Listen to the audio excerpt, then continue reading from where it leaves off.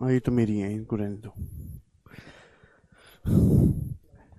Hello दोस्तों, नमस्ते भाई, कैसे हैं आप लोग। बच्चा सिंह सब आ चुका है। ई बालक सब पढ़ने के लिए तैयार है। बढ़िया पढ़ाई ये करेगा, मस्त मस्त है भाई। चलिए स्टूडेंट्स,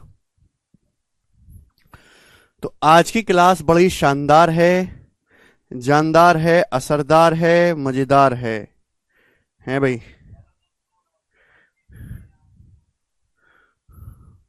ऐसा हम क्यों कह रहे हैं?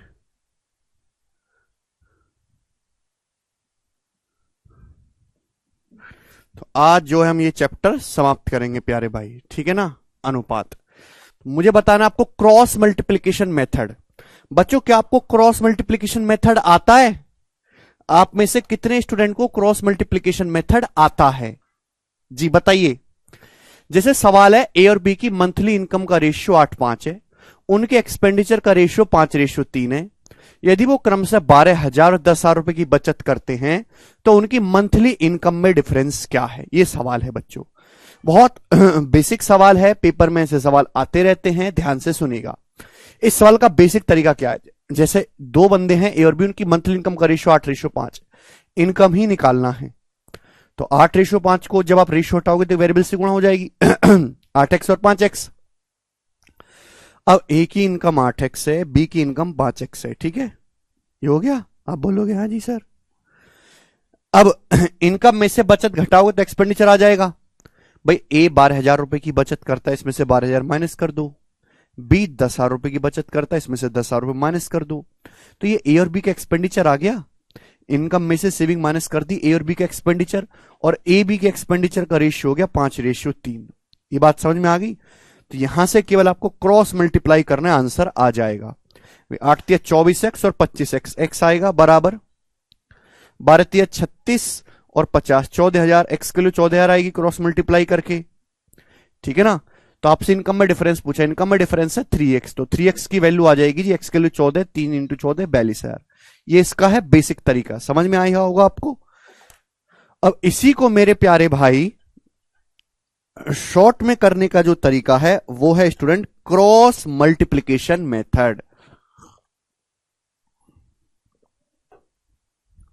इसी बात को शॉर्ट में करने का, ये हर एक उस चैप्टर में लगेगा। जैसे दो बंदे ए और बी, जहां इनिशियल रेशियो दिया है, जहां इनिशियल रेशियो दिया उस रेशियो में चेंज दिया और फाइनल रेशियो दिया है। सुनो मेरी बात, हर एक उस चैप्टर में लगेगा, हर एक उस सवाल में लगेगा जहां आपको इनिशियल रेशियो दिया है, उसमें चेंज दिया है और फाइनल रेशियो दिया है, ठीक है जी।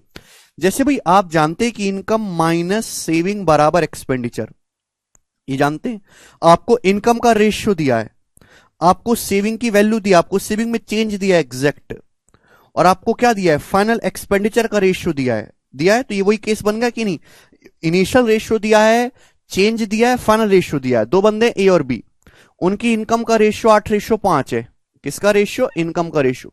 अगर मैं इनकम में से सेविंग घटा दूं, भाई ए की सेविंग है 12,000 रुपए, बी की है 10,000 रुपए, तो ए की सेविंग 12,000, बी की सेविंग 10,000 रुपए माइनस कर दूं, तो जो फाइनल रेशियो आएगा वो क्या आएगा? जो फाइनल बचेगा उसको यहां लिखना है। ए और बी के एक्सपेंडिचर का रेशियो आएगा जी 5:3। इस तरीके से आपको लिखना है।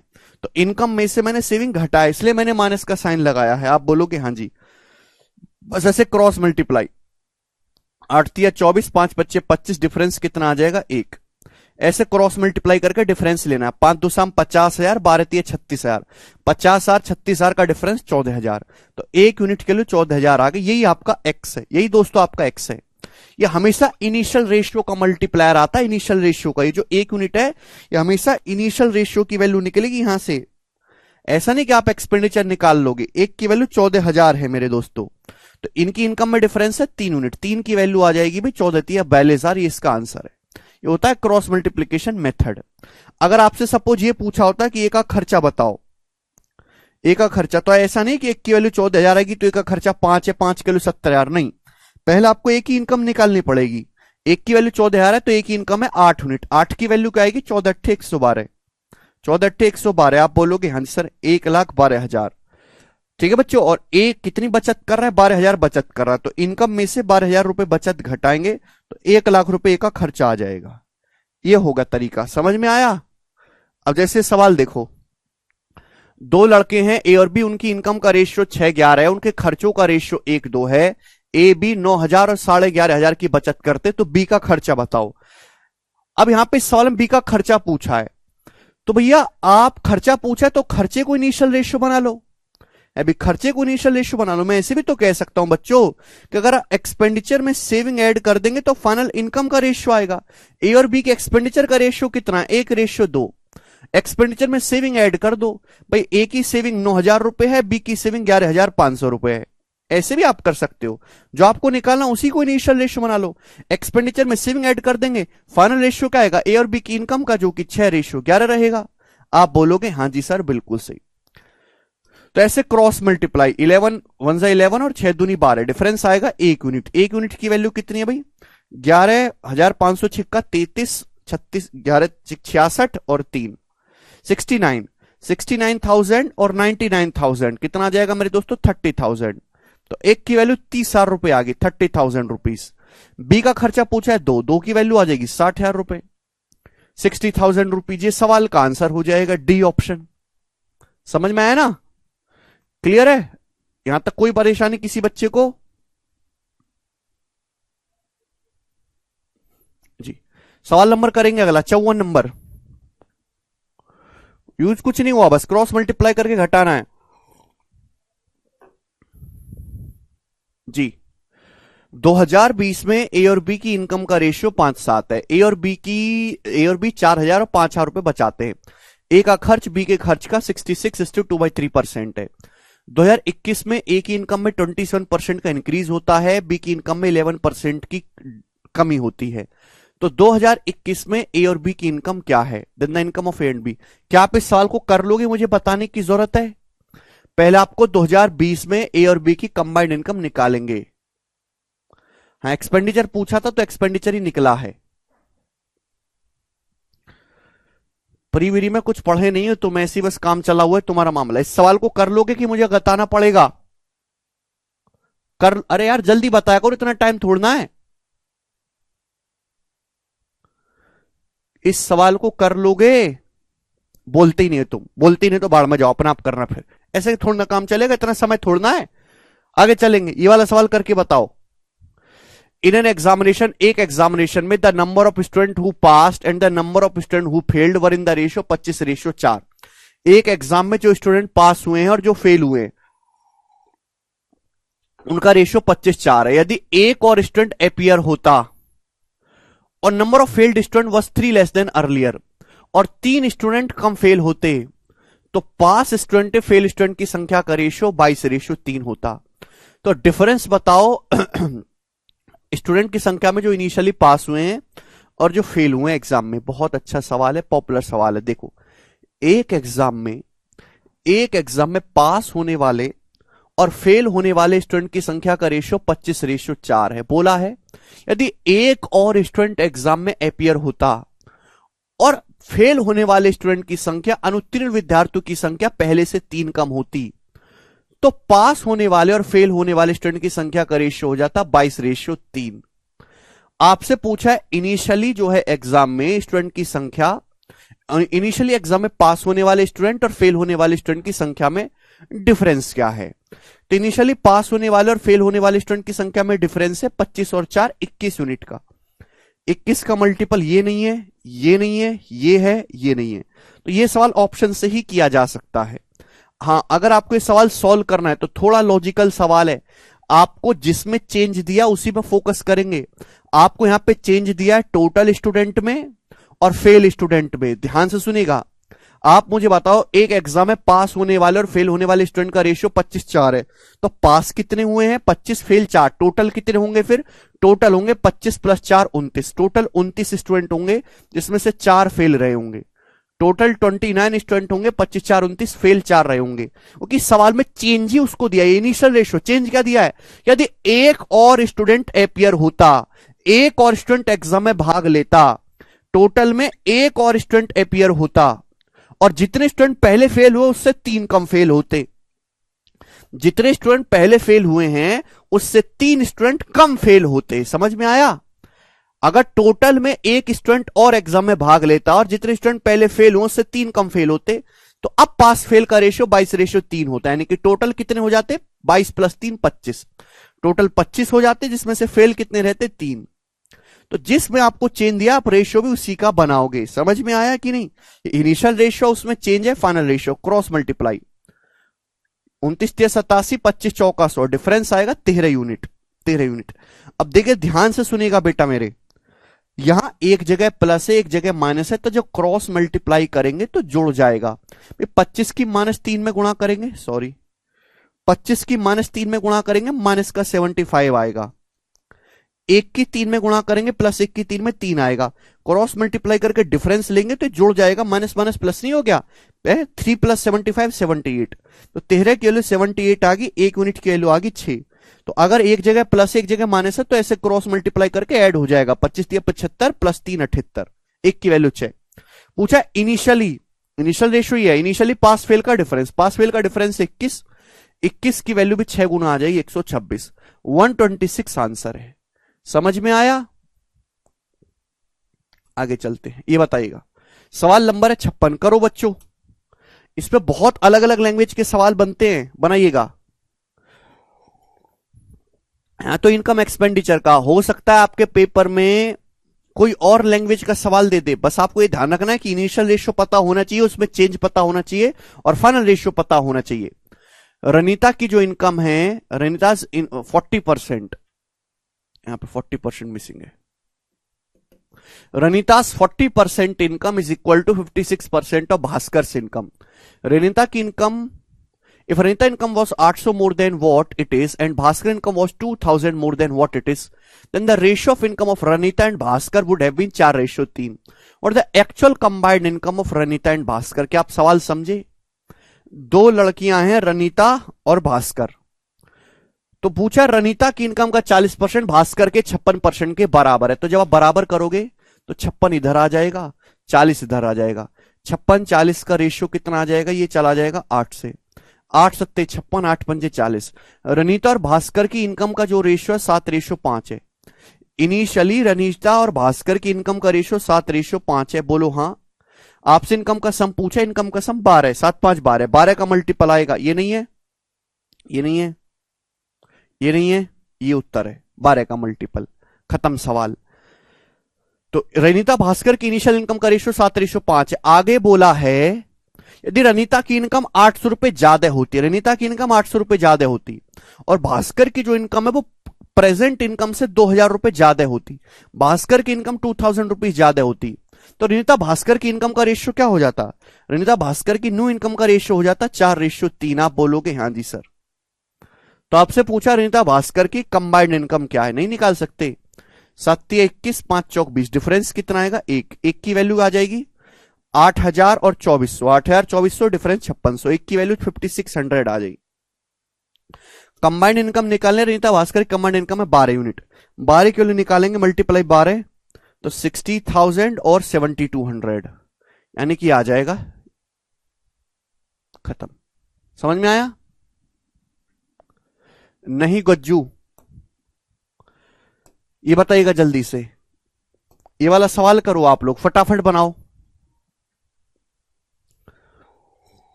एक गांव में मेल और फीमेल का रेशियो 5:4 है, ठीक है। Ratio of literate male to literate female is 2:3, literate male का लिटरेट फीमेल से रेशियो 2:3 है। इलिटरेट मेल का इलिटरेट फीमेल से रेशियो 4:3 है। यदि गांव में 3600 मेल लिटरेट है, 3600 मेल इन विलेज आर पढ़े लिखे, 3600 पुरुष साक्षर है, तो गांव में महिलाओं की संख्या कितनी है? देखो बहुत बेसिक सवाल है, सवाल है क्रॉस मल्टीप्लीकेशन मेथड का। कैसे पता चला? एक गांव में मेल फीमेल का रेशियो 5:4 है, दिया गया मेल फीमेल का रेशियो 5:4। बोला है लिटरेट मेल का लिटरेट फीमेल से रेशियो 2:3 है। बोला है गांव में 3600 मेल लिटरेट है, तो 2 की वैल्यू 3600 दी है। 18 से गुना तो 3 की वैल्यू हो जाएगी 5400। आप बताओ ये गांव में मेल फीमेल की टोटल संख्या का रेशियो कि मेल फीमेल गांव में 5-4 के रेशियो में, अगर मेल फीमेल में से मैं लिटरेट घटा दूंगा तो इलिटरेट बचेगा, अगर टोटल लोगों में से पढ़े लिखे घटा दूंगा तो अनपढ़ बचेगा। तो पढ़े लिखे आदमी 3600 है, पढ़ी लिखी महिलाएं 5400 है, तो घटा दो 3600 और 5400। ये माइनस साइन में इसलिए लिख रहा हूं कि बस आपको बताने के लिए कि घटाया गया, इसका कोई इस्तेमाल नहीं है, ठीक है भाई। तो टोटल में से पढ़े लिखे आदमी घटा दे तो क्या बचेगा मेरे दोस्तों, इलिटरेट का रेशियो बचेगा। और इलिटरेट मेल का इलिटरेट फीमेल से रेशियो कितना है, इलिटरेट मेल का इलिटरेट फीमेल से रेशियो 4:3 है। तो इनिशियल रेशियो दिया, उसमें चेंज दिया, फाइनल रेशियो दिया, बस हो गया सवाल सॉल्व। क्रॉस मल्टीप्लाई, 5 तिया 15, 4 चौक 16, डिफरेंस है 1 यूनिट। 5400 चौका 21 16, 3600 तिया 108, यानी कि 1 यूनिट की वैल्यू आएगी 10800।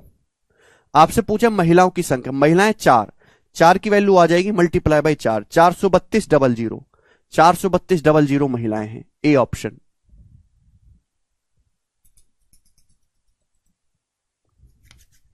मुझे लगता है कि अब आप इस लैंग्वेज के सवाल को कर लोगे। आगे का सवाल बताओ जल्दी से, फटाफट बनाएंगे, बनाओ।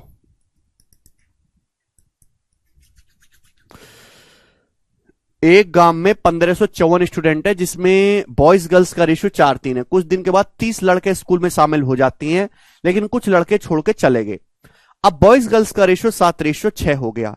स्कूल छोड़ने वाले लड़कों की संख्या, ठीक है ना, बहुत इंपॉर्टेंट सवाल है, इजी लैंग्वेज है कि एक स्कूल में बॉयज और गर्ल्स 1554 है, बॉयज गर्ल्स का रेशियो 4:3 है। कुछ दिन बाद 30 लड़के शामिल हो जाते हैं, कुछ लड़के छोड़ के चले गए, रेशियो हो गया 7:6। तो भाई ये 1554 स्टूडेंट है, जिसमें बॉयज गर्ल्स का रेशियो 4:3 है, तो टोटल कितना हो गया 7। 7 की वैल्यू 1554 है, कितने गुना, 222 टाइम्स। आप बोलोगे हाँ जी सर, अगर 1 की वैल्यू 222 है तो 4 की वैल्यू कितनी होगी 888, 3 की वैल्यू कितनी हो जाएगी मेरे दोस्तों 666। आप बोलोगे हाँ जी सर बिल्कुल सही। ये बॉयज गर्ल्स है। हुआ क्या, कुछ दिन के बाद 30 लड़कियां स्कूल में शामिल हो गई।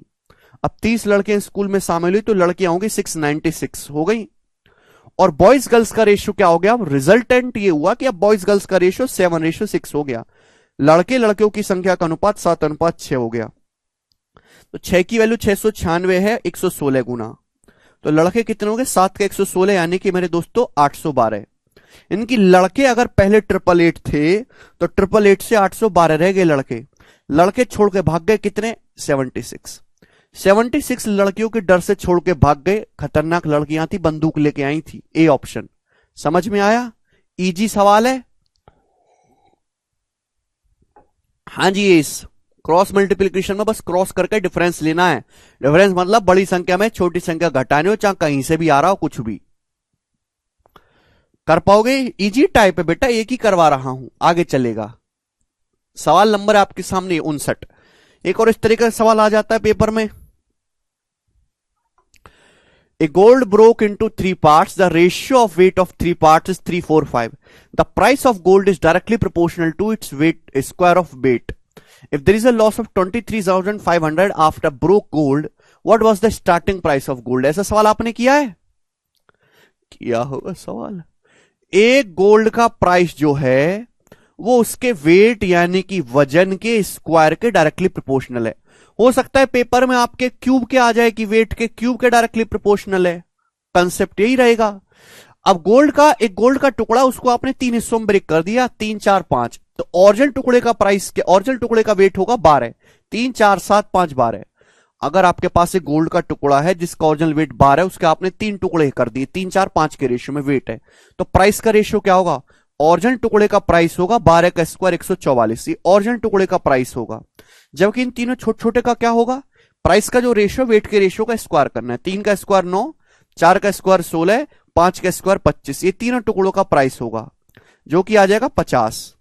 यानी कि अगर ओरिजिनल टुकड़े का प्राइस 144 था, इन तीनों टुकड़ों का प्राइस हो गया 50। 144 से 50 पे आ गए हम, तो नुकसान हो गया जी 94 का। 94 का नुकसान हुआ हमको। इसके लिए 23,500 रुपया दिए, कितने गुना है भाई, 47 से 2 बार और ये 47 से 5 बार, 250 गुना है। एक की वैल्यू 250 है। 144 ओरिजिनल टुकड़े का प्राइस पूछा है 250 गुना 144 का 4 खींच लेते 1000 हो जाएगा, बचेगा 36,000। समझ में आया?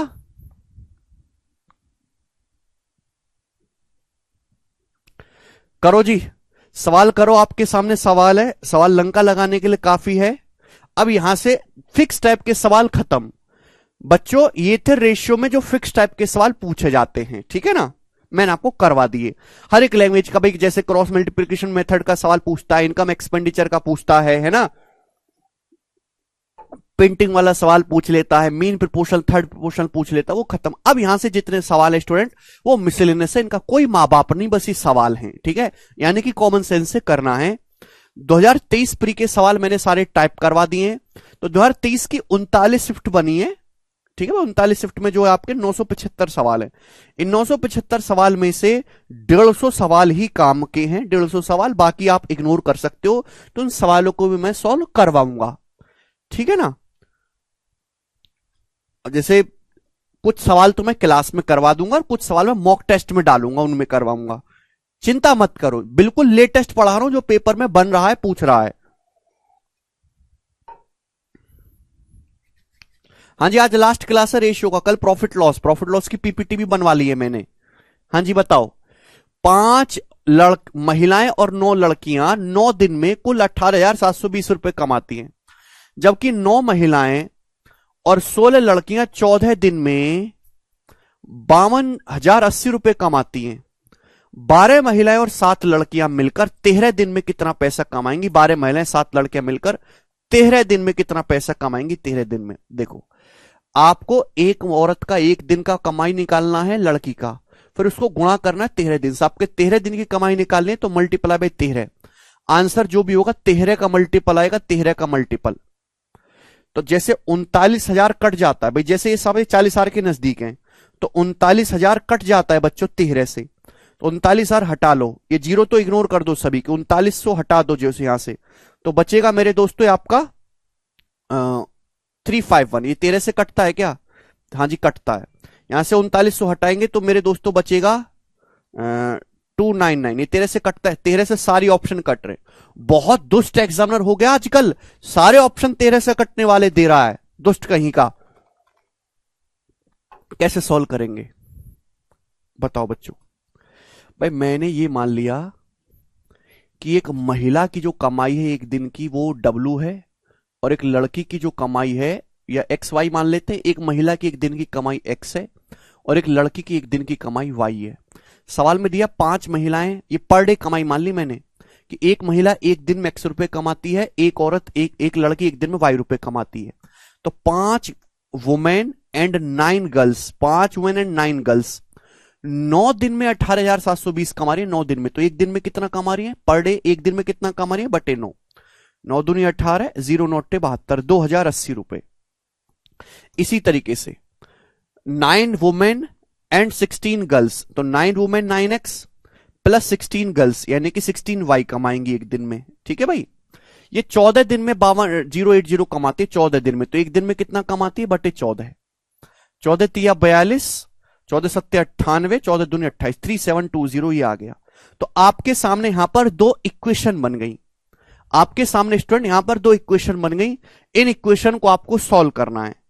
अब इन इक्वेशन को सॉल्व करना आसान काम नहीं, सॉल्व करोगे कर लोगे, मुझे आप पे पूरा विश्वास है।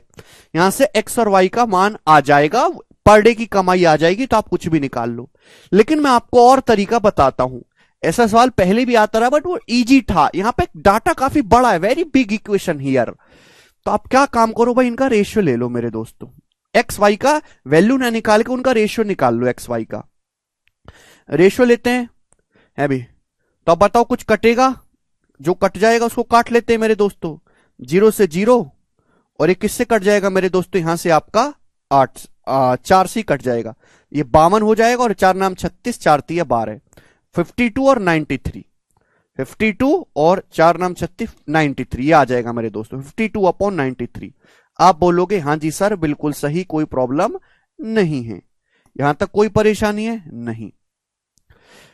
देखिए क्रॉस मल्टीप्लाई करेंगे मेरे प्यारे में, जस्ट क्रॉस मल्टीप्लाई कर लेंगे तो देखो आपको लिखना नहीं है स्टेप।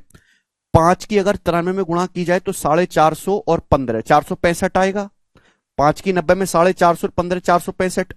52 की अगर 9 में गुणा की जाए तो 450 और 18, यानी कि 15 18 का डिफरेंस 3x आ जाएगा। बोलो 9 की अगर 93 में गुणा करी जाए तो 810 और 27 837 आएगा। 16 की 52 में गुणा कर दी जाए तो 800 और 32, तो यानी कि 5y आएगा मेरे दोस्तों। डिफरेंस 837 और 832 का 5y। क्रॉस मल्टीप्लाई करके डिफरेंस लेना है। अगर 93 की 9 में गुणा करी जाए तो 810 और 27 837, 16 की 52 में 800 और ये 32, 837 और 832 का डिफरेंस 5y। तो x से y का जो रेशियो आएगा वो 5/3 आएगा। यानी कि मैं कह सकता हूं कि अगर x की एक दिन की कमाई 5 है तो y की एक दिन की कमाई 3 है। समझ में आया कि नहीं? आपसे पूछा है, यानी कि एक औरत की एक दिन की कमाई 5 यूनिट है तो एक लड़की की एक दिन की कमाई 3 यूनिट है। तो 12 महिलाओं की हो जाएगी 12 पंजे 60, 7 लड़कियों की हो जाएगी मेरे दोस्तों 21, 7 21, ये आ जाएगा 91 हो गई इनकी पर डे की कमाई। क्लियर है? आप बोलोगे हाँ जी सर बिल्कुल सही 91।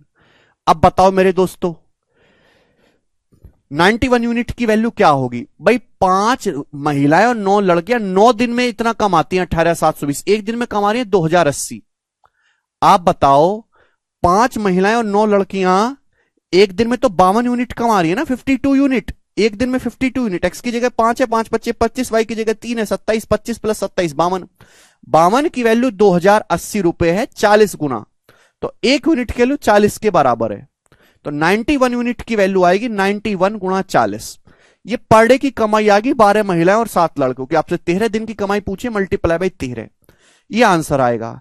यानी कि आंसर जो होगा वो 13 से कटने वाला होगा, 4 से और 7 से। 40 एंड में 40 आ रहा है मेरे दोस्तों, यानी कि उत्तर नहीं है, ये भी नहीं है, इन दोनों में से कोई आंसर है। यूनिट डिजिट 4 एकम 4 तिया 12, यूनिट डिजिट 2 आएगा, ये उत्तर है, डी ऑप्शन 81 आएगा। 60, हाँ सॉरी 81 आएगा, सॉरी 81 आएगा, 81 सॉरी 81 81। तो ये तरीका है, यहां से आपकी कैलकुलेशन थोड़ी कम होगी। मैंने आपको बताया कि अगर आप एक्स और वाई का एग्जैक्ट मान निकालेंगे कैलकुलेट करके, it will take very time. X Y की वैल्यू निकालो फिर यहां पे रखो, तो मैं रेशियो से कर लेता हूं। मैंने इनका रेशियो ले लिया, तो यहां से एक्स और वाई की कमाई का पर डे कमाई का रेशियो आ गया 5:3। तो एक औरत एक दिन में 5 कमा रही है, 12 कमाएंगी 60, 7 कमाएंगे 21, 60 प्लस 21 हो गया 81 यूनिट की वैल्यू आपको निकालनी है। अब यहां पे 5 महिलाएं और 9 औरत एक दिन में 5 महिलाएं और 9 लड़के एक दिन में कितना कमाती है? 52 यूनिट, और एक दिन में कमा रही है भाई 2080। तो 52 के लिए 2080 रुपए 40 गुना, एक की वैल्यू 40 है तो 81 की वैल्यू ये आ जाएगी। आपको कमाई 13 दिन की निकालनी, मल्टीप्लाई बाई 13।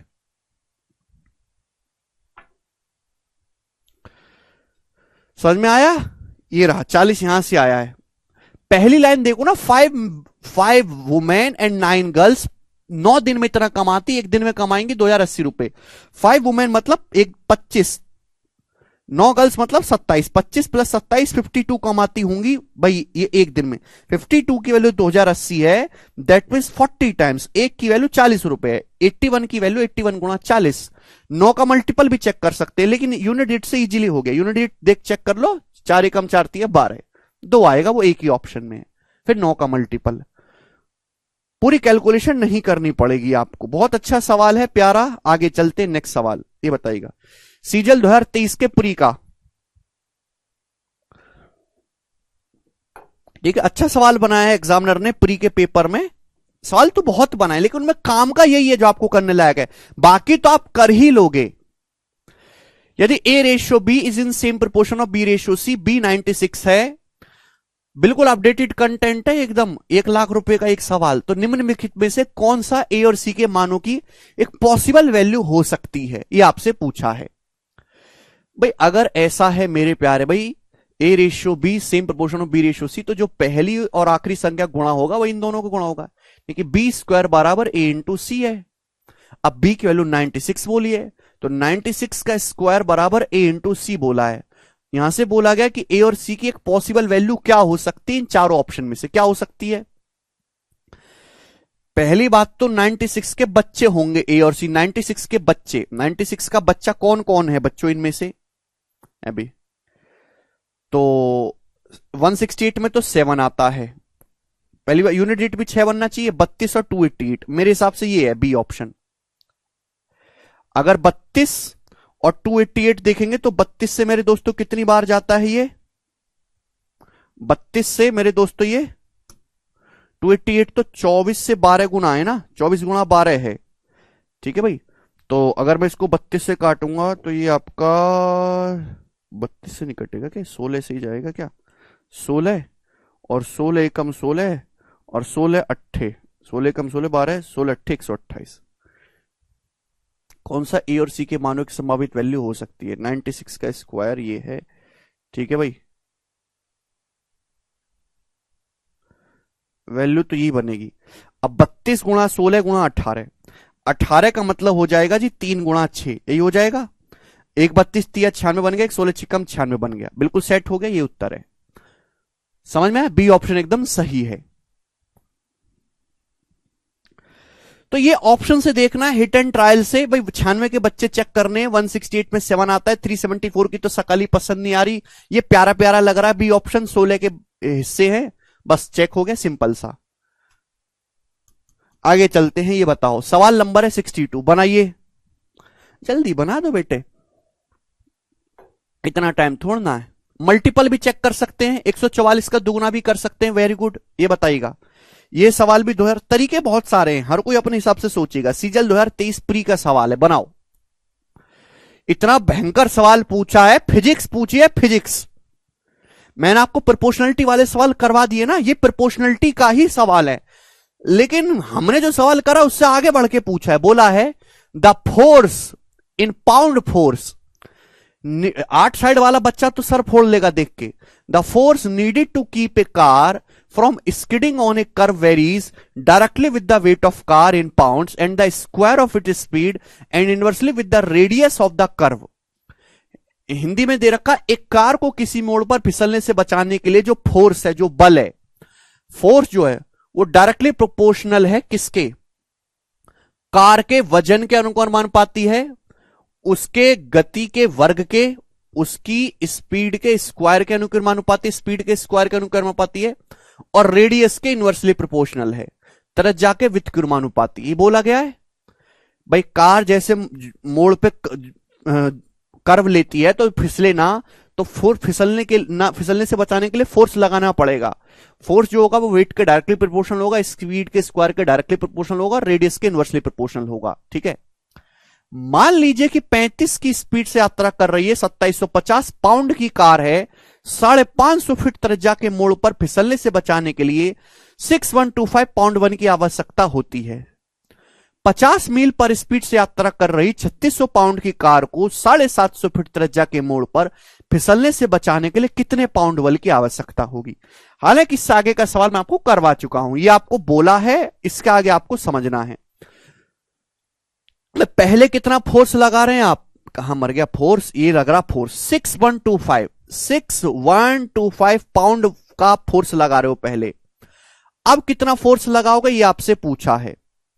वेट का रेशियो डायरेक्टली प्रोपोर्शनल है। वेट कितना है मेरे प्यारे भाई? पहले कार का वेट 2750 पाउंड था, पाउंड वजन ही होता है, जैसे किलो होता है ना वैसे ही। अब कार का वेट 3600 पाउंड है, तो आ जाएगा 2750 बटे 3600। आप बोलोगे हाँ जी सर, ठीक है। अब स्पीड के स्क्वायर का डायरेक्टली प्रोपोर्शनल स्पीड क्या है? कार की स्पीड पहले 35 मील थी, अब कार की स्पीड कहां मर गई? 50 मील है, 50 मील पर आवर, तो स्पीड का रेशियो है 35 बटे 50, उसका हो गया जी स्क्वायर। क्लियर है? आप बोलोगे हाँ सर। अब प्यारे बालक रेडियस के रेशियो का लेना है रिवर्स। रेडियस पहले कितनी थी? रेडियस थी पहले 550 फीट। बहुत प्यारा सवाल है, मुझे बड़ा मजा आ रहा है, मैं भी आपके साथ पहली बार ही कर रहा हूं।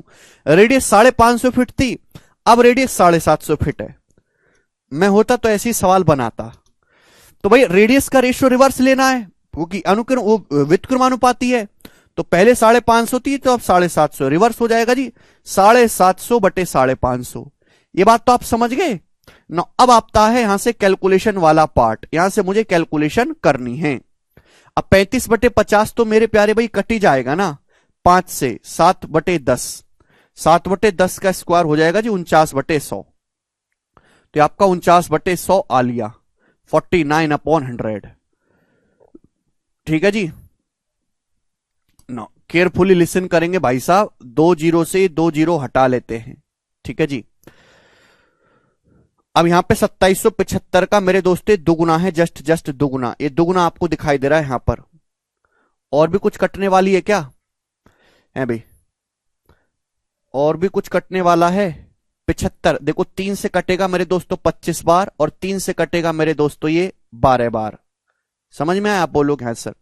अभी 25 गुणा 49 है, 25 गुणा 49 मतलब कितना आ जाएगा मेरे दोस्तों? 49 इसको काटे ही का ही कटेगा। 25 गुणा 49 आ जाएगा जी 1250। 1250 से 5 कम 1225। अब 1225 का जस्ट 5 गुना है, तो इससे बिल्कुल भी ये 5 बार चला जाएगा। तो क्वेश्चन मार्क जो आएगा मेरे दोस्तों वो आएगा 12 दूनी 24, 2400 पंजे 12,000। 12,000 इस सवाल का आंसर होगा डी ऑप्शन।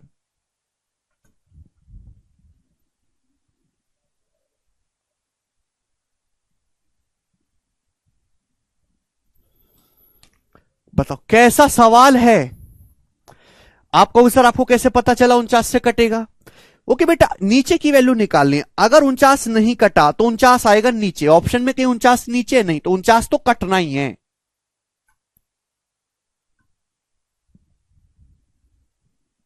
समझ में आया स्टूडेंट्स?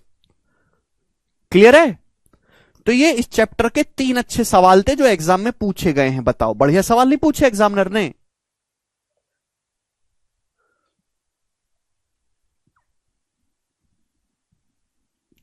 स्पीड के इनवर्सली प्रोपोर्शनल है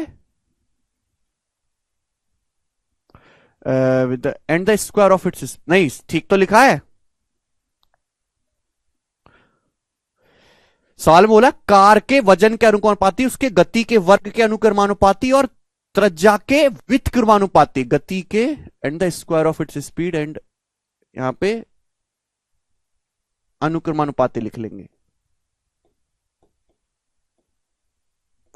त्रिज्या के वर्ग के व्युत्क्रमानुपाती, बाकी इन दोनों के अनुक्रमानुपाती है। ठीक है ना? ओके। यहां पे साफ साफ बोला है कि जो कार का जो फोर्स है वो डायरेक्टली वेट के प्रोपोर्शनल है, और स्क्वायर स्पीड के स्क्वायर के प्रोपोर्शनल है। एंड शब्द आ गया ना, स्टेटमेंट चेंज हो गया, और रेडियस के स्क्वायर के रेडियस के इनवर्सली प्रोपोर्शनल है। ठीक है जी। आगे चलते, बहुत बढ़िया सवाल है ये। बताएंगे एक और क्वेश्चन है बच्चों, सीजल के 2023 का। ये बनाएगा, इसका क्या उत्तर है? रीनी ने दो रंग C1 C2 2:3 के रेशियो में मिलाया। रंग C1 की दर 500 रुपए पर यूनिट है। दोनों रंग को 650 रुपए पर यूनिट पर ब्रेक इवन कीमत पर बेच रही है। दूसरे रंग की दर क्या है? देखो, रीनी के पास दो कलर हैं C1 C2। उसने क्या किया, इन दोनों कलर को 2:3 के रेशियो में मिलाया है। पहले को वो बेच रही है, पहले कलर को, दो कलर है ना C1 C2, 2:3 के रेशियो में मिलाया। पहले कलर को बेच रही है 650 रुपए 500 रुपए पर यूनिट से, और मिश्रण को बेच रही है 650 रुपए पर यूनिट पे ब्रेक इवन कीमत पे। ब्रेक इवन क्या होता है? ब्रेक इवन का मतलब होता है नो प्रॉफिट नो लॉस। आपने कलर को ऐसे बेचा कि ना तो आपको कोई प्रॉफिट हो ना ही आपको कोई लॉस हो। इसका मतलब आपने मिक्सचर को कॉस्ट प्राइस पर बेच दिया, जो मिक्सचर का कॉस्ट प्राइस है उसी पर बेच दिया। तो पहले कलर का कॉस्ट प्राइस है 650, मिक्सचर का कॉस्ट प्राइस है। लेकिन ये बात घुमा के बोली गई है, ठीक है ना, घुमा के बोली गई है। ब्रेक इवन प्राइस का मतलब है कि आपने सामान को ऐसे बेचा है कि ना तो आपको कोई फायदा हुआ ना ही आपको कोई नुकसान हुआ। यानी कि आपने सामान को, मिक्सचर को उसके सीपी पर ही बेच दिया। तो 650 मिक्सचर का सीपी है। आपसे पूछा है C2 की सीपी, तो सवाल एलिगेशन का नहीं हो गया? This is question of alligation और डेविएशन। आप बोलोगे हाँ जी सर बिल्कुल सही, वेरी इजी। अभी यहां पे प्राइस पर केजी है, प्राइस पर यूनिट है, इस पर एलिगेशन लगाएंगे, वेट का रेशियो आएगा जो आपको दिया हुआ है। यहां से कितना डिफरेंस है स्टूडेंट? 150। 3 की वैल्यू 150 है, 50 गुना, तो ये मेरे दोस्तों 100। अगर ये मीन वैल्यू से कम है, 650 से कम है 500, तो मीन वैल्यू से ज्यादा होगा।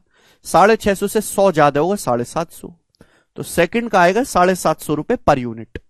समझ में आया? तो इसकी बस लैंग्वेज अच्छी है, सवाल जो है सिंपल है।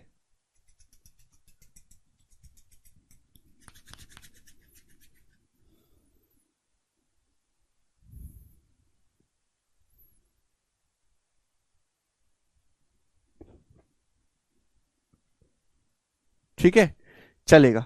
आगे चलते हैं, हम ये बताइएगा जल्दी से, करो 64 नंबर। हाँ, रिवर्स डेविएशन से भी होगा, बिल्कुल होगा, काहे नहीं होगा।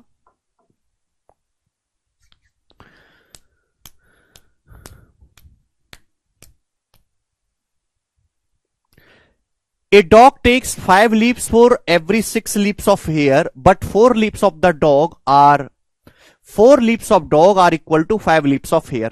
The ratio of the speed of dog and hair is। देखो सवाल बहुत आसान है, प्री में ही ज्यादा आता है। ऐसा सवाल आया तो दो जानवर है, हो सकता है दो से ज्यादा भी दे दे, शॉर्टकट बताऊंगा सीधा। एक कुतवा है और ये है खरगोश, ठीक है भाई, खरगोश। तो बोलता है a dog takes 5 leaps for every 6 leap of hare. भाई डॉग अगर 5 छलांग मारता है तो उतनी देर में खरगोश 6 छलांग मारता है, ठीक है। आप बोलोगे हाँ जी सर, उसके बाद क्या बोला है, डॉग की 4 छलांग और खरगोश की 5 छलांग बराबर है। डॉग की 4 छलांग और खरगोश की 5 छलांग बराबर है। दोनों की स्पीड का रेशियो पूछा है। नीचे क्या लिखना है, नीचे हमेशा बराबर छलांग लिखनी है। डॉग की 4 छलांग बराबर खरगोश की 5 छलांग, क्रॉस मल्टीप्लाई करना है, सीधा आंसर आ जाएगा मेरे दोस्तों। यानी कि इन दोनों रेशियो को डिवाइड करना है। जब भी ऐसे सवाल आए दोनों रेशियो को डिवाइड करेंगे, अपने आप उत्तर आ जाएगा। ठीक है जी, सिंपल सा, एक्स्ट्रा दिमाग की जरूरत नहीं है। यस, कॉइन वाला सवाल। यस बच्चों, आपके सामने यहां पर कॉइन वाला सवाल, ठीक है।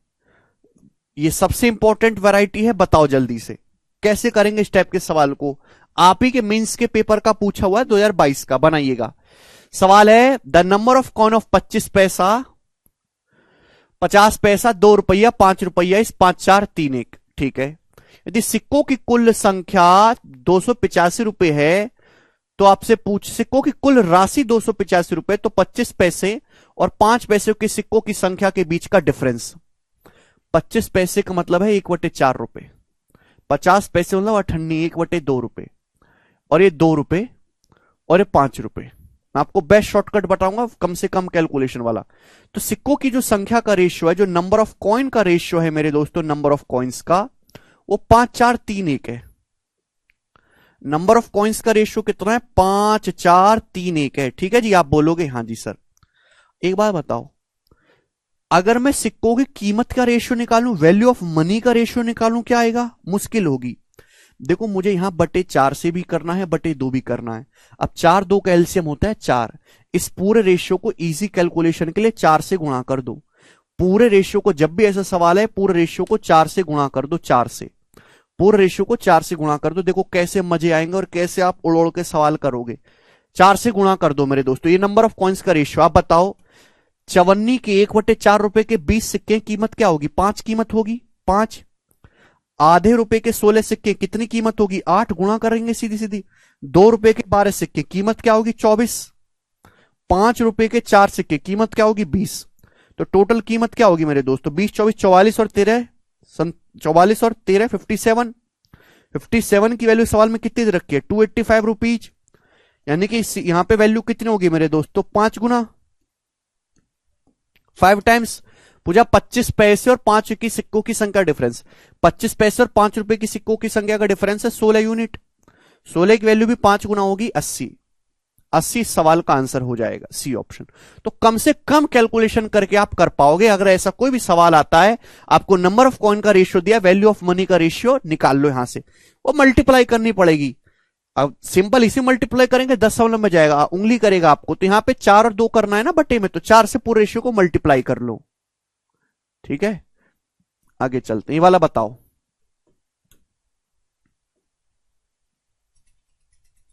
करो।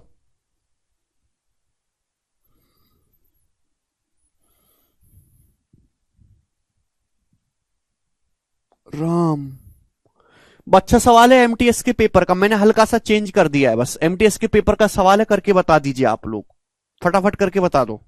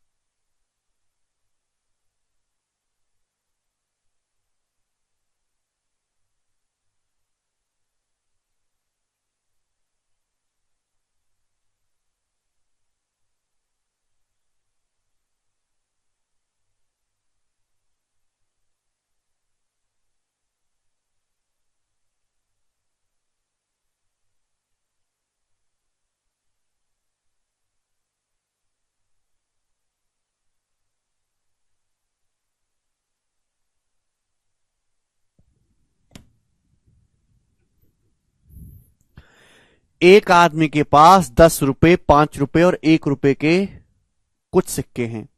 यदि 10 रुपए और 5 रुपए, 5 रुपए और 1 रुपए, 1 रुपए और 10 रुपए के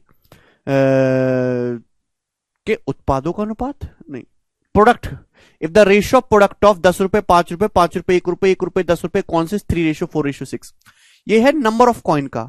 10 रुपए और 5 रुपए के, 5 और 1 के, 1 और 10 रुपए के सिक्कों के प्रोडक्ट का, सिक्कों की जो संख्या है, नंबर ऑफ कॉइन्स के प्रोडक्ट का रेशियो 3:4:6 है। तो आपसे पूछा उसके पास 1000 रुपए से कम की मैक्सिमम कितनी अमाउंट हो सकती है। मैंने माना कि 10 रुपए के एक्स सिक्के हैं, 5 रुपए के वाई सिक्के हैं, 1 रुपए के जेड सिक्के हैं। तो अगर क्वेश्चन सॉल्व करना है आपको तो एक्स वाई जेड का रेशियो निकालना पड़ेगा। सवाल बोला है 10 और 5 के सिक्कों की संख्या की गुणा एक्स वाई, 5 और 1 के सिक्कों की संख्या गुणा वाई जेड, और 10 और 1 के सिक्कों की संख्या की गुणा यानी कि आपका एक्स जेड। ये रेशियो 3:4:जेड है। आपको यहां पे एक्स वाई वाई जेड और जेड एक्स का रेशियो दिया, आपसे एक्स वाई जेड का रेशियो पूछा है। सिंपल लॉजिक है। कैसे करेंगे, तरीके बहुत सारे, मैं तो बेस्ट बताने में विश्वास रखता हूं।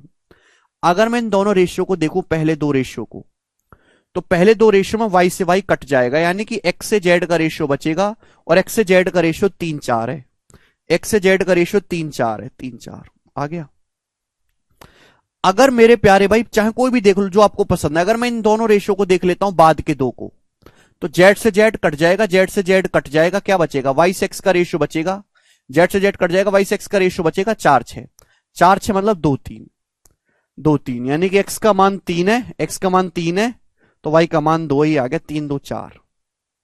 एक्स वाई जेड का रेशियो आ गया। आप बोलोगे हाँ जी सर, आप मल्टीप्लाई करके भी कर सकते हो मेरे दोस्तों, तो ये आ गया रेशियो। इसका मतलब ये एक्स वाई जेड के सिक्कों की संख्या का रेशियो आ गया। अब अगर 10 रुपए के 3 सिक्के हैं तो कीमत कितनी बनेगी, 30। 5 रुपए के 2 सिक्के कीमत कितनी बनेगी, 10। 1 रुपए के 4 सिक्के कीमत कितनी बनेगी, 4। तो टोटल कीमत बननी चाहिए रेशियो के हिसाब से 44। रेशियो के हिसाब से टोटल कीमत कितनी बनेगी, 44।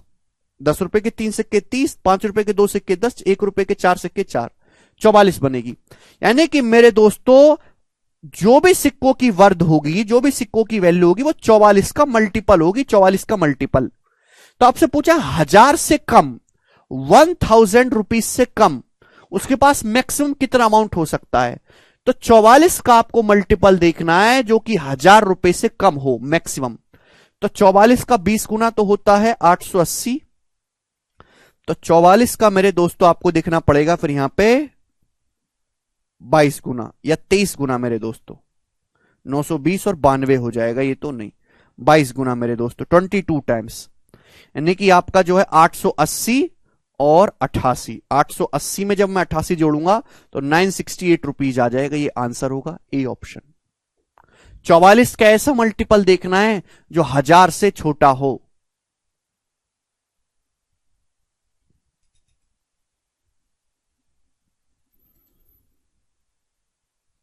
बहुत अच्छा सवाल है। तो तब आएगा जब आप 44 का ऐसा मल्टीपल जो 1000 से छोटा हो 22 गुना करने पर आएगा। प्रोडक्ट का रेशियो दिया यहां पे सिक्कों की संख्या का, X Y Y Z Z, 11 का मल्टीपल भी आएगा आंसर, 11 का मल्टीपल भी आएगा। तो ये ऑप्शन तो हट ही जाएंगे, इन दोनों में आपको चेक करना पड़ेगा। हालांकि इससे बड़ा ही आ जाएगा तो ये नहीं है। ठीक है जी, आगे चलते हैं। नेक्स्ट क्वेश्चन करो बच्चों। विदाउट एक्स वाई जेड के लिए निकाल के नहीं कर सकते, टोटल मनी से मल्टीपल लेस देन 1000। हाँ बेटे, और उसी जब तक सिक्कों की संख्या नहीं पता तो टोटल मनी निकालोगी कैसे।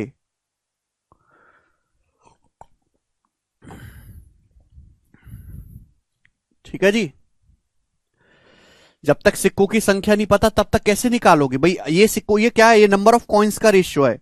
इसके ये 10 रुपए के 3 सिक्के तो कीमत 30 बनेगी, ये वो बनेगी। अब मैंने समझा दिया, नहीं समझे तो छोड़ दीजिए। अगला सवाल, राजू ललिता के पास कंचे हैं 4:9 के रेशियो में, मार्बल हैं। ललिता ने कुछ मार्बल राजू को दे दिए, रिजल्ट ये हुआ कि उनके पास मार्बल विद राजू और ललिता के पास मार्बल का रेशियो 5:6 हो गया। तो आपसे पूछा है what fraction of her original marble was given by Lalita to Raju. Lalita ने राजू को अपने मार्बल का कितना फ्रैक्शन दिया है। देखिए भाई, राजू और ललिता हैं, उनके पास कुछ मार्बल हैं 4-9 के रेशियो में। अब ललिता बहुत बढ़िया लड़की है भैया, उसने कुछ मार्बल राजू को दे दिए और अब उनके पास रेशियो हो गया 5:6। तो ये पूछा है ललिता ने राजू को अपने मार्बल का कितना फ्रैक्शन दिया है। भाई दोनों के पास टोटल मार्बल तो सेम होंगे, बस ललिता ने राजू को दे दिया, आपस में एक्सचेंज कर लिए मार्बल, लेकिन टोटल तो सेम होना चाहिए दोनों के पास मिलाकर। या टोटल 4-9 13 है, या टोटल 5-6 11। गलत बात है, 13-11 को सेम करना पड़ेगा। ऊपर 11 से गुणा 99 हो जाएगा, नीचे 13 से गुणा 13 78 हो जाएगा। ललिता पे ध्यान दो, केवल इसको ध्यान बिल्कुल मत दो। ऊपर 13 से गुणा, नीचे 11 से गुणा, यानी कि ललिता के पास 99 मार्बल थे तो 78 रह गए, यानी कि ललिता ने 21 मार्बल निकाल के राजू को दिए होंगे। तो ललिता के पास 99 मार्बल थे, 99 में से 21 मार्बल ललिता ने राजू को दिए हैं। कितना आ जाएगा जी? 7/33। 7/33 मार्बल ललिता ने राजू को दिए हैं। बहुत बढ़िया सवाल है, आगे चलेंगे।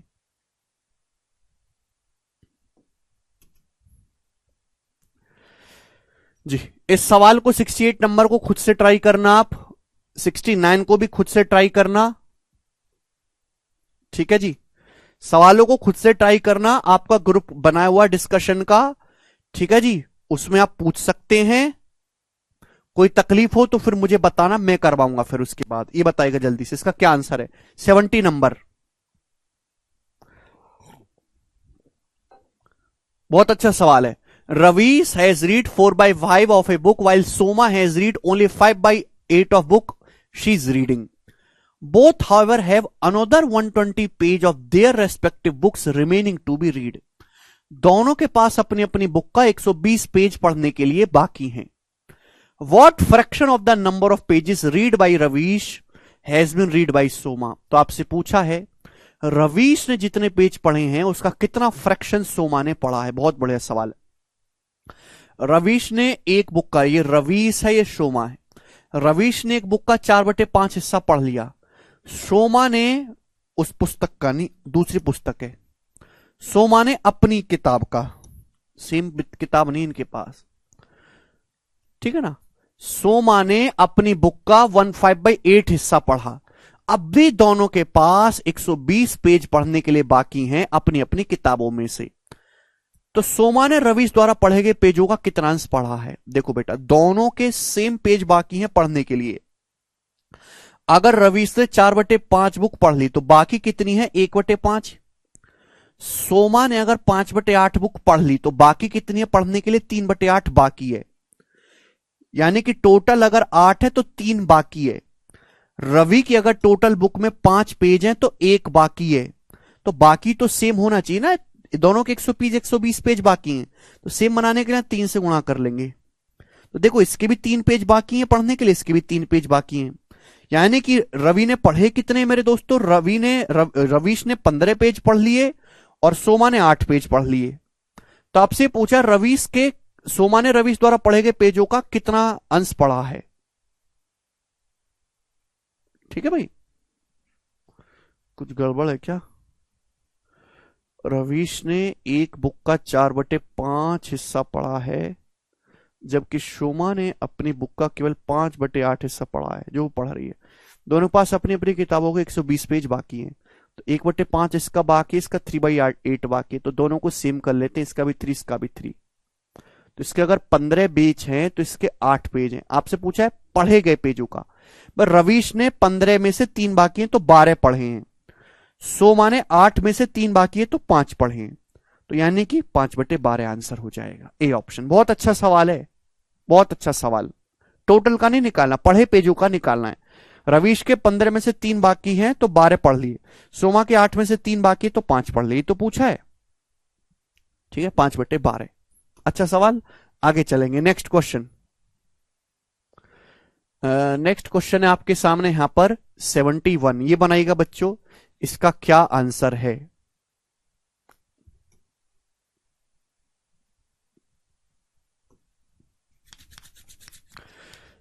एक कंपनी बीसी में 4 कर्मचारी हैं, Lorenz, Mark, Jason and Tania. Mark और जेसन की इनकम का रेशियो 5:6 है, तानिया जेसन की 4:3 है। लॉरेंज की मासिक आय सभी 3 कर्मचारियों की कुल मासिक आय की दुगनी है। लॉरेंज की मासिक आय 26,600 है, तो बाकी 3 कर्मचारियों में से उच्चतम मासिक आय कितनी है? क्या आप ये सवाल कर लोगे स्टूडेंट? क्या आप ये सवाल कर लोगे? मुझे नहीं लगता इसे इसको करवाने की जरूरत है, केवल आपको रेशियो को कंबाइंड करना है। केवल आपको इस सवाल में रेशियो को कंबाइंड करना है, आप कर लोगे। सवाल मुश्किल नहीं है, सवाल की लैंग्वेज से आपको घबराना नहीं है, बस रेशियो को कंबाइंड करना है। ये बताइएगा जिसका क्या आंसर है, बनाओ। यस, ये बहुत अच्छा सवाल है। एक एयरलाइन के पास an airline has a certain free luggage allowance and charges for excess luggage at a fixed rate per kg. Two passenger A and B have 70 kg of luggage between them and are charged rupees 1500 and rupees 4500 respectively for excess luggage. Had the entire luggage belonged to one of them, the excess luggage charge would have been rupees 13,500. यदि entire luggage एक ही आदमी से belong करता तो मेरे दोस्तों charge होता 13,500 रुपए। तो आपसे पूछा है बी के लगेज का वेट क्या है, बी के लगेज का वेट क्या है, ये आपसे पूछा गया है। बताओ बच्चों।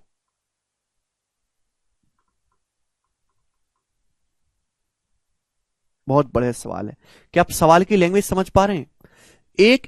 अगर आप एक एयरलाइन में जाते हैं तो वो कहते हैं कि भाई अगर आप इतना सामान ले जाओगे ना, कुछ फिक्स सामान आप ले जाओगे तो हम आपसे कोई चार्ज नहीं लेंगे, लेकिन उससे ज्यादा अगर आप सामान ले जाओगे तो हम आपसे चार्ज लेंगे। समझ में आया? आप बोलोगे हाँ जी सर आ रहा है समझ में, कोई हमको परेशानी नहीं हो रही, फिक्स तक कोई दिक्कत नहीं, उसके बाद जो है आपका चार्ज लगेगा। ए और बी दो बंदे हैं, उनके पास मिलाकर टोटल 70 किलो सामान है। ए और बी के पास कुल मिलाकर 70 केजी सामान है और उन्होंने अपने एक्स्ट्रा सामान के लिए 1500 रुपए और बी ने 4500 रुपए दिए हैं। अगर पूरा सामान एक ही आदमी के पास होता उनमें से तो एक्स्ट्रा सामान का पैसा हो जाता 13,500 रुपए एक्स्ट्रा सामान का। तो पूछा बी के पास वजन क्या है। देखो भाई ए ने एक्स्ट्रा सामान के 1500 रुपए दिए, बी ने 4500 रुपए दिए, यानी कि बी ने एक्स्ट्रा सामान के पैसे ज्यादा दिए। बी के पास सामान ज्यादा है, बी के पास ए से ज्यादा सामान है। अगर दोनों का सम 70 है, बराबर बराबर होता 35-35, लेकिन बी के पास ज्यादा है तो बी के पास सामान 35 किलो से ज्यादा रहा होगा। एक ही ऑप्शन है। यह हो गया सवाल को करने का बेस्ट तरीका। भाई ए ने 1500 रुपए दिए हैं एक्स्ट्रा सामान के, बी ने 4500 रुपए दिए हैं, यानी कि बी ने पैसा ज्यादा दिया ए से, बी के पास एक्स्ट्रा सामान है ए से, तो यानी कि बराबर होता 35-35 किलो, बी के पास ज्यादा है तो 40 किलो हो जाएगा। सॉल्व करना चाहते हैं तो सुनो, बहुत अच्छा सवाल है। आप यहां से रेशियो ले लो इसका। भाई ए ने एक्स्ट्रा चार्ज के लिए 1500 रुपए दिए हैं, बी ने 4500। अगर सिंगल आदमी के पास होता तो 13,500 रुपए ही देने पड़ते। तो आप मेरे प्यारे भी इसका रेशियो ले लो। ये क्या हो गया, 1 1500 चला जा रहा है 3 और ये मेरे दोस्तों हो जाएगा 9। यानी कि मैं ये कह सकता हूं मेरे प्यारे स्टूडेंट कि ए और बी के पास जो एक्स्ट्रा सामान है 1 और 3 4 यूनिट है। ए और बी के पास जो एक्स्ट्रा सामान है वो 4 यूनिट है। आप बोलोगे हाँ जी सर बिल्कुल सही, 4 यूनिट। ए के पास और बी के पास फिक्स्ड के अलावा जो एक्स्ट्रा सामान है, ए के पास 1 है, बी के पास 3 है, दोनों के मिलाकर जो एक्स्ट्रा सामान है वो 4 यूनिट है। एक्स्ट्रा सामान ए और बी के पास कुल मिलाकर। अगर सिंगल आदमी के पास होता तो टोटल सामान 9 है। टोटल सामान देखो सिंगल आदमी के पास होगा तो यहां पे ना फिक्स, यहां पर ना फिक्स 2 बार लग रहा है। फिक्स इसको भी फिक्स है और यहां पर भी फिक्स है। ध्यान सुनिएगा। तो भाई यहां 9 में से मेरे प्यारे भाई अगर मैं एक्स्ट्रा घटा दूंगा 4 तो मेरे दोस्तों बचेगा कितना, 5 बचेगा। स्टूडेंट समझ में आई बात? आप बोलोगे हां जी सर बिल्कुल सही।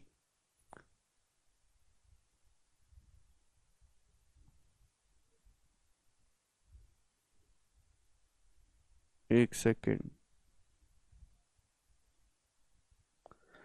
यानी कि जो हमारा फिक्स सामान है, एक सेकेंड, ए के पास एक्स्ट्रा जैसे फिक्स तो है ही और ए के पास एक्स्ट्रा है, ये फिक्स तो है ही और बी के पास एक्स्ट्रा है, ये मेरे दोस्तों आपका 1 है, एक्स्ट्रा जो है आपका 1 है और ये मेरे दोस्तों एक्स्ट्रा इसका 3 है।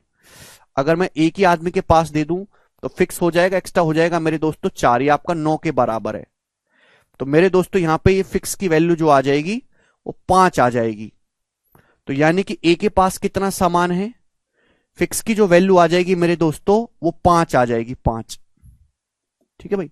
तो ए के पास जो सामान है मेरे प्यारे भाई, ए के पास सामान है आपका 5 और 1 6, और बी के पास जो सामान है मेरे दोस्तों वो कितना हो जाएगा 8। यानी कि मेरे प्यारे भाई ये हो जाएगा 3 4। कुछ गड़बड़ है? हाँ, ए और बी के पास जो सामान है वो 3 4 के रेशियो में है, 3 4 के रेशियो में। तो टोटल सामान हो जाएगा जी 7। 7 की वैल्यू 70 है, तो 4 की वैल्यू 40 केजी है। हाँ जी, एकदम करेक्ट। समझ में आया?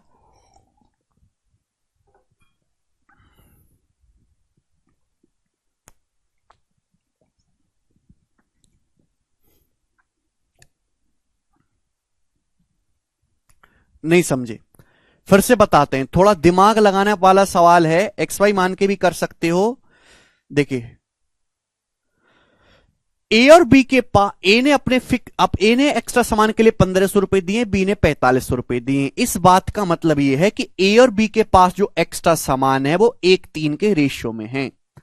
ए और बी के पास जो एक्स्ट्रा सामान है 1:3 के रेशियो में, यानी कि ए के पास फिक्स सामान तो है ही, एक्स्ट्रा सामान 1 यूनिट है। बी के पास फिक्स सामान तो है ही, एक्स्ट्रा सामान 3 यूनिट है। ये बात समझ में आ रही है? आप बोलोगे हाँ सर बिल्कुल समझ में आ रही है। अगर सामान एक ही आदमी के पास होता तो मेरे दोस्तों एक्स्ट्रा जो कुल सामान का जो शुल्क होता मेरे दोस्तों वो 9 रुपए होता पूरे, यदि पूरा सामान उनमें से एक का होता तो अतिरिक्त सामान का जो शुल्क है, और यार तो गड़बड़ कर दी हमने,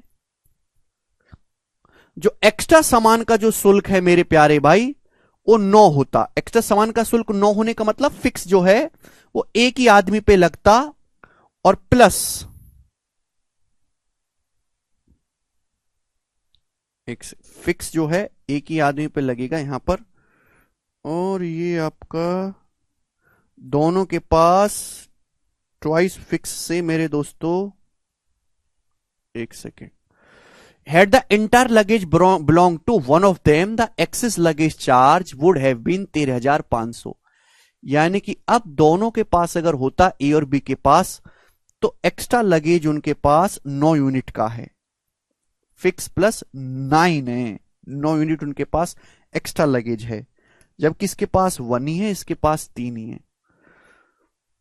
तो इसका मतलब ये हुआ मेरे दोस्त यहां से कि भाई ये टोटल सामान जो है बराबर होना चाहिए ना, ये टोटल सामान तो बराबर होना चाहिए यहां से। यहां से फिक्स की जो वैल्यू आ जाएगी वो 9 - 4 5 आ जाएगी, फिक्स की वैल्यू आ जाएगी नहीं, यानी कि 5 यूनिट सामान तक कोई चार्ज नहीं लग रहा।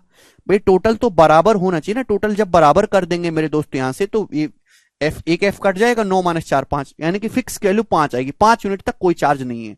तो ए के पास जो सामान है वो कितना है 5 और 1 6, बी के पास जो सामान है वो कितना है 5 3 8, ये ए और बी के पास सामान आ गया। टोटल सामान कितना है 14 है, 14 की वैल्यू कितनी है 70 किलो, 5 गुना, तो 8 की वैल्यू भी कितनी होगी जी 5 गुना 40 केजी। ये आंसर हो जाएगा। समझ में आया?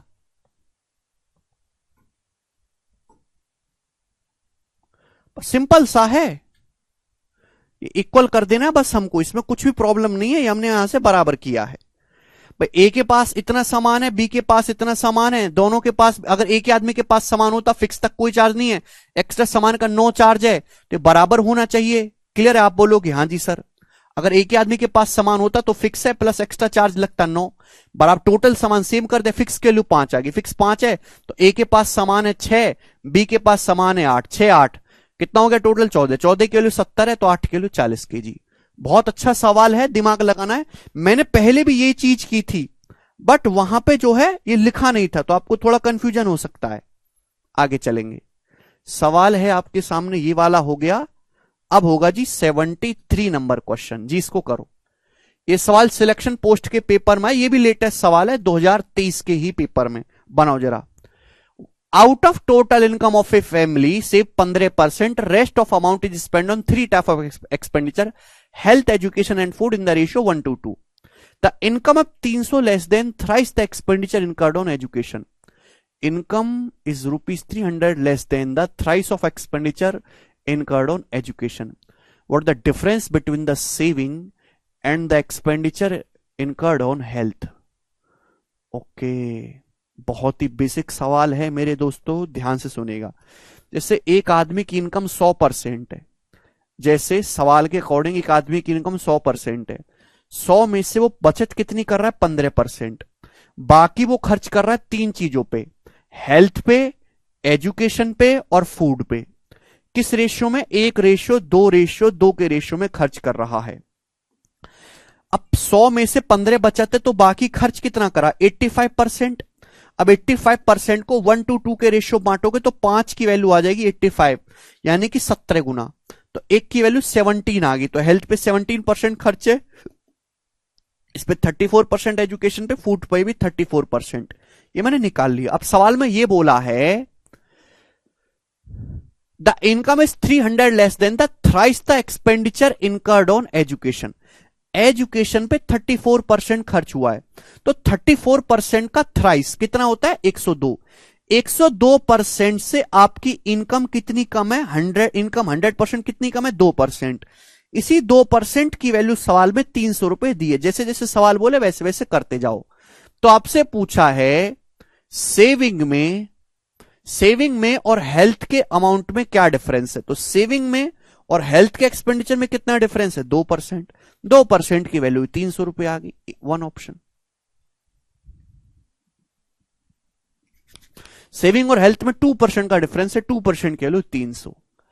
तो बहुत बेसिक सवाल है, बस यहां पे लैंग्वेज को फर्जी का घुमाया गया। जैसे जैसे आपसे सवाल बोले वैसे वैसे आपको करते जाना है। सवाल नंबर आप अगला देखिएगा मेरे दोस्तों, यहां पर 74। ये बनाओ जल्दी से, क्या उत्तर होगा?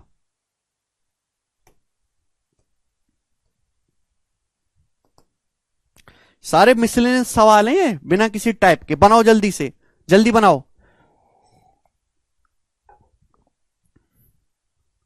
बोला ए की जो मंथली सैलरी है बी से 20% ज्यादा है, सी की जो मंथली सैलरी है वो बी से 25,000 रुपए कम है। उनकी कुल मंथली सैलरी 2,65,000 है, कुल मंथली सैलरी।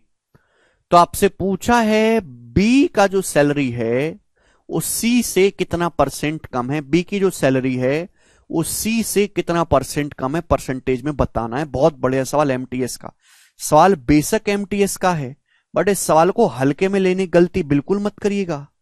ये तीन लोग हैं एबीसी, बोला है ए की जो सैलरी है बी से 20% ज्यादा है, 20% मतलब 1/5। बी की सैलरी 5 है तो ए की सैलरी 6 है। बोला गया सी की जो सैलरी है, अगर बी की 5 है मेरे दोस्तों तो सी की सैलरी 6 है। रेशियो है मेरे दोस्तों, रेशियो। सी की सैलरी बी से 25,000 रुपए कम है और उनकी कुल सैलरी 2,65,000 है। तो यहां पे मैं रेशियो ले सकता हूं इसका। अगर मैं 25,000 से काटूं तो एक बार कट जाएगा और ये आ जाएगा 25 से काटेंगे तो देखिए डबल जीरो, तो ये 3 जीरो तो कट ही जाएगा ना, 25 से नहीं जाएगा, सॉरी ये 5 से ही जाएगा। 3 जीरो हम काट लेते हैं मेरे दोस्तों, ये 5 से चला जाएगा 5 बार और ये 5 से चला जाएगा मेरे दोस्तों 5 25 25, 5 3 15 53। यानी कि मैं कह सकता हूं कि अगर तीनों लोगों की टोटल सैलरी 53 यूनिट है, अगर तीनों की टोटल सैलरी 53 यूनिट है, टोटल 53 यूनिट है, तीनों की टोटल सैलरी 53 रुपए है, 53 रुपए मान लेते हैं, तीनों की जो सैलरी है वो 53 रुपए है अगर, तो सी की जो सैलरी है बी से 5 रुपए कम है। सी की जो सैलरी है बी से 5 रुपए कम है। आपको कंफ्यूजन ना हो ना, दो रेशियो चल गए यहां पर। अगर टोटल सैलरी में कहता हूं मैं तो रेशियो पे काम कर लेता हूं, 53 रुपए है, रेशियो ले लिया। सी के सैलरी बी से 25,000 रुपए कम है, टोटल सैलरी 2,65,000, रेशियो ले लिया। टोटल अगर सैलरी 53 है तो सी की सैलरी बी से 5 रुपए कम है। तो आपसे पूछा बी की सैलरी सी से कितना परसेंट कम है, तो आपको यहां पे निकालना पड़ेगा मेरे प्यारे भाई। बताओ, तीनों लोगों की सैलरी आपको यहां पर पता करनी पड़ेगी। जी स्टूडेंट जवाब दीजिएगा। अगर ए की सैलरी 6 यूनिट है, बी की 5 यूनिट है, तो सी की सैलरी बी से कितना कम है? 5 रुपए कम है, तो सी की सैलरी होगी 5 यूनिट माइनस 5 रुपए। ये तो हो जाएगी, आप बोलोगे हाँ सर। ये सब रेशियो में चल रहा है बच्चा लोग, ये सब जो है ये सब रेशियो में चल रहा है, ठीक है ना? आप बोलोगे हाँ जी सर। तो टोटल कितना हो गया? 5 6 5 11 5 16, 16 यूनिट माइनस 5 रुपए, 5 5 10 6 16 बराबर आ जाएगा मेरे दोस्तों 53 रुपए। कुछ गड़बड़ है, ए की सैलरी बी से 20% ज्यादा, बी की 5 है तो ए की 6, सी की सैलरी बी से अधिक है मेरे दोस्त, अधिक है स्टूडेंट यहां पे, तभी तो कहूं कट क्यों नहीं रहा। सी की सैलरी जो बी से 5 रुपए ज्यादा है, तो 5 यूनिट प्लस 5 रुपए है, तो 5 आएगा। तो यहां से 16 की वैल्यू आ जाएगी मेरे दोस्तों 53 माइनस 5 48 रुपए, तो एक की वैल्यू 3 रुपए आ गई। अगर एक की वैल्यू 3 रुपए आ गई मेरे प्यारे भाई, एक की वैल्यू 3 रुपए, तो 5 की वैल्यू तो आ जाएगी 15 रुपए, और यहां 5 की वैल्यू मेरे दोस्तों 15, 5 की वैल्यू आ जाएगी मेरे दोस्तों आपकी 25, 5 30 रुपए। 16 की वैल्यू 3 रुपए, 3 पंजे 15, 5 20 रुपए, सॉरी 20 रुपए आ जाएगी। तो आपसे पूछा बी की सैलरी सी का कितना परसेंट है, तो आप बताओ बी की सैलरी सी का कितना परसेंट आ गई। ये 15 20 का कितना परसेंट है मेरे दोस्तों, 3/4 75% आंसर है, ए ऑप्शन 75%। 15 20 का कितना परसेंट है, 75%। तो आपको ऐसे करना होता है, अगर आप एग्जैक्ट कैलकुलेशन करने लगेंगे तो टाइम लगेगा, आप रेशियो ले लिया करो, ठीक है ना। यहां पे हमसे गलती होगी, ज्यादा है ये लेस नहीं है, तो ए की सैलरी 6 बी की 5 है। अब यहां पे टोटल 53 यूनिट है, तो बी सी की सैलरी बी से 5 यूनिट ज्यादा है, समझ में आया। तो यहां पे ज्यादा हो जाएगा 5, समझ में आया। तो ये रेशियो में काम कर लेते, 53 है, ये 5 यूनिट है तो 5 रुपए ज्यादा, तीनों का सम किया 6 5 11 5 16 यूनिट प्लस 5 रुपए बराबर 53 रुपए। तो यहां से मेरे दोस्तों एक की वैल्यू 3 रुपए के बराबर आ जाएगी, तो इसकी सैलरी 15 रुपए, इसकी सैलरी 20 रुपए, तो बी की सैलरी सी का कितना परसेंट है, 75%। जबरदस्त सवाल है एमटीएस के पेपर का, अदरवाइज आपको एक्स मान के करना पड़ेगा, पूरी कैलकुलेशन टाइम लगेगा। ये बताएंगे स्टूडेंट 75 नंबर सवाल, बहुत प्यारा सवाल है ये वाला। एक आदमी 10 मिनट में 20 लाइन टाइप कर सकता है, लेकिन वह हर पेज पर 8% मार्जिन छोड़ता है। इसका मतलब वो कि वो 8% जगह खाली छोड़ देता है, पेज पे 92% ही लिखता है। कितने टाइम में वह 40 लाइन वाले 23 पेज टाइप करेगा, जिस पर वह पहले के कंपैरिजन में 25% ज्यादा मार्जिन छोड़ता है, पहले के कंपैरिजन में 25% अधिक मार्जिन छोड़ता है। देखो, एक आदमी 10 मिनट में 20 लाइन टाइप कर रहा है, यानी कि वो आदमी 1 मिनट में कितना टाइप कर रहा है, 1 मिनट में 2 लाइन, 1 मिनट में 2 ही लाइन टाइप कर रहा है। 10 मिनट में 20 लाइन, 1 मिनट में 2 लाइन, लेकिन उन 2 लाइन में 8% जगह खाली छोड़ रहा है। 2 लाइन का 8% स्पेस छोड़ दिया, यानी कि 92% जगह पर ही लिखा। 2 लाइन का 92% कंटेंट वो लिखता है 1 मिनट में। आपसे बोला है कि अगर उस आदमी को टोटल 23 पेज टाइप करने, कितने 23 पेज टाइप करने, हर पेज पर कितनी लाइन है, 40 लाइन है, इतना टाइप करना है, लेकिन वो पहले से 25% ज्यादा मार्जिन छोड़ रहा है। पहले अगर वो 8% जगह छोड़ देता था तो 8% से 25% ज्यादा, पहले वो 8% जगह खाली छोड़ देता था, तो 8% का 25% होता है 1/4, 25% 1/4 2%, यानी कि 10। अब वो 10% जगह खाली छोड़ रहा है, ऐसा मत कर देना कि 8% से 25% ज्यादा, 8 + 25 33 हो गया, ऐसा नहीं होता। पहले 8% जगह खाली छोड़ रहा था, अब 8% का 25% 1/4 2% होता है, 10% जगह खाली छोड़ रहा है। कि 23 पेज लिखने, हर पेज पर 40 लाइनें, 10% मार्जिन छोड़ रहा है, तो लिखेगा कितना, 90%। अब वो 90% स्पेस पर ही लिखेगा। समझ में आया? आप बोलोगे हां जी सर। इसका मतलब 1 मिनट में वो इतना कंटेंट लिखता है, टोटल कंटेंट उसको ये लिखना है, तो कितना समय लगेगा भाई, डिवाइड कर दो, ये समय लगेगा, परसेंटेज कट ही जाएगा। 23 चौका 92, 2 चौक 8 पंजे 40, यानी कि आ जाएगा बच्चों 450। ये आंसर मिनट में आएगा, ठीक है ना। टोटल काम को 1 मिनट में किए गए काम से भाग दे देंगे, मिनट में आएगा। 450 मिनट, आंसर घंटे में, तो 7.5 घंटे हो जाएगा। ये ए ऑप्शन 7.5 घंटे।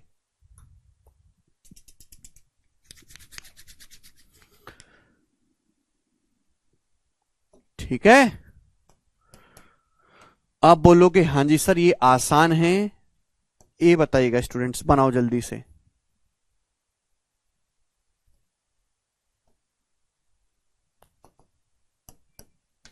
करो।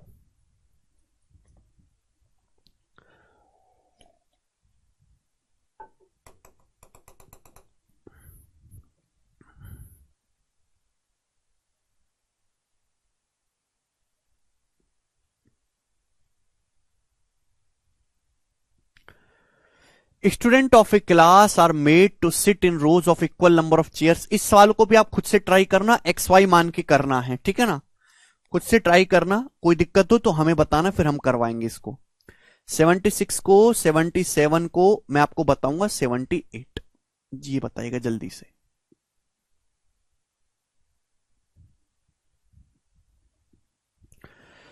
दो मोमबत्तियां जिनकी लंबाई सेम है उन्हें एक साथ जलाएगा। पहली मोमबत्ती 8 घंटे में जल जाती है पूरी, दूसरी मोमबत्ती 6 घंटे में जलती है बर्निंग। ठीक है, यह मानते हो कि प्रत्येक मोमबत्ती का जो बर्निंग रेट है, जलने की जो दर है वो अलग अलग है।